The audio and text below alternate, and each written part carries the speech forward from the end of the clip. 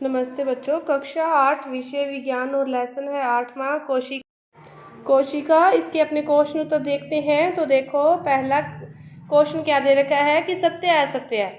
तो एक कोशिकीय जीव में एक ही कोशिका होती है। नाम से ही स्पष्ट है, एक कोशिकीय जीव। तो एक कोशिका वाले जीव होते हैं तो उनमें एक ही कोशिका होती है। ये क्या है? सत्य है।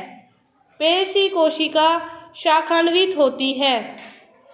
तंत्रिका कोशिका शाखान्वित होती है, पेशी कोशिका शाखान्वित नहीं होती। तो ये क्या है? असत्य है। फिर है, किसी जीव की मूल संरचना अंग है, किसी जीव की मूल संरचना अंग नहीं है। ये भी क्या है? असत्य है। अमीबा की आकृति अनियमित होती है। तो अमीबा की आकृति अनियमित होती है। ये क्या है? सत्य है। इसके बाद देखो दूसरा क्वेश्चन, मानव तंत्रिका कोशिका का रेखा चित्र बनाइए। तंत्रिका कोशिकाओं द्वारा क्या कार्य किया जाता है? तो जो तंत्रिका कोशिकाएं हैं ये संदेश को पहुंचाने का कार्य करती है, संदेश को स्थानांतरण करने का कार्य करती है। ये जिसके द्वारा ये शरीर के नियंत्रण व समन्वय का कार्य भी करती है। तो इसका जो नामांकित चित्र है इसको आप बुक से बनवा सकते हो। इसके बाद देखो तीसरा क्वेश्चन, दीवार पर नोट लिखो। कोशिका द्रव्य यह है, ये क्या होता है? कि जेली के समान द्रव्य होता है और कोशिका झिल्ली व केंद्र के बीच पाया जाता है। ये कोशिका झिल्ली और केंद्र के बीच यहाँ पे ये पाया जाता है कि जेली के समान ये द्रव्य होता है। इसके अन्य संघटक माइटोकॉन्ड्रिया, गोल्जिकाए, राइबोसोम ये सारे हैं जो इसमें पाए जाते हैं। इसके बाद है कोशिका का केंद्रक।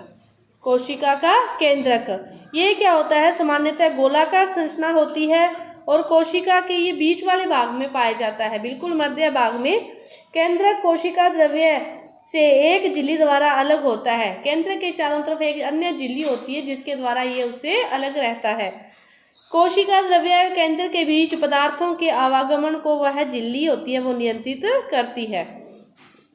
इसके बाद है कि कोशिका के किस भाग में कोशिकांग पाए जाते हैं? तो कोशिका द्रव्य में कोशिकांग पाए जाते हैं। इसके बाद है पादप जंतु कोशिका में रेखा के चित्र बनाकर उसमें आप 3 अंतर बताओगे। तो इनमें अंतर देखोगे तो जो पादप कोशिका होती है उसमें कोशिका झिल्ली के बाहर की ओर कोशिकीय भित्ति पाई जाती है जो सेलुलोज की बनी होती है। लेकिन जंतु कोशिका में कोशिका भित्ति होती नहीं है, एब्सेंट होती है। दूसरा अंतर, पादप कोशिका में जो रिक्तिकाएं पाई जाती है बहुत बड़ी होती है और जंतु कोशिकाओं में छोटी छोटी होती है या फिर अनुपस्थित होती है। तीसरा अंतर, जो प्लेस्टिड है वो उपस्थित होते हैं पादप कोशिका में लेकिन अनुपस्थित होते हैं जंतु कोशिका में। इसके बाद यूकैरियोटिक और प्रोकैरियोट्स में अंतर बताने हैं। तो यूकैरियोट्स इसमें सुसंगठित केंद्र पाया जाता है और केंद्रक झिल्लीयुक्त होता है। सुसंगठित केंद्रक और झिल्लीयुक्त केंद्र पाया जाता है, लेकिन प्रोकैरियोटिक में ऐसा नहीं होता। यूकैरियोटिक में कोशिकांग झिल्ली द्वारा परिबद्ध होते हैं लेकिन उस दूसरे में ऐसा नहीं होता। यूकैरियोटिक में प्याज की जो उदाहरण है वो प्याज की झिल्ली, गाल की कोशिकाएं, लेकिन प्रोकैरियोटिक में गुणसूत्रों का अभाव होता है। इसके बाद देखो 7वां क्वेश्चन कि कोशिका में क्रोमोसोम या गुणसूत्र कहाँ पाए जाते हैं? तो उसमें जो गुणसूत्र पाए जाते हैं, क्रोमोसोम या गुणसूत्र कोशिका में, वो केंद्रक में पाए जाते हैं। कहाँ पाए जाते हैं? केंद्रक में पाए जाते हैं। और इनके कार्य क्या हैं? ये जीन का धारक करते हैं, अनुवांशिक गुणों लक्षणों को एक पीढ़ी से दूसरी पीढ़ी तक स्थानांतरित करने का कार्य भी ये गुणसूत्र करते हैं और कोशिका विभाजन में भी यही सहायक होते हैं।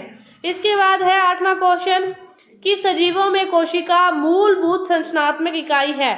तो सजीवों के शरीर का निर्माण कोशिकाओं से होता है, कोशिकाओं से ही होता है। तो इसी कारण कोशिका को संरचनात्मक इकाई कहा जाता है, क्योंकि हमारे शरीर की सबसे छोटी से छोटी जो इकाई है वो कोशिका है। कोशिकाओं से मिलकर ही हमारा शरीर बनता है, तो इसीलिए कोशिका को संरचनात्मक इकाई कहते हैं।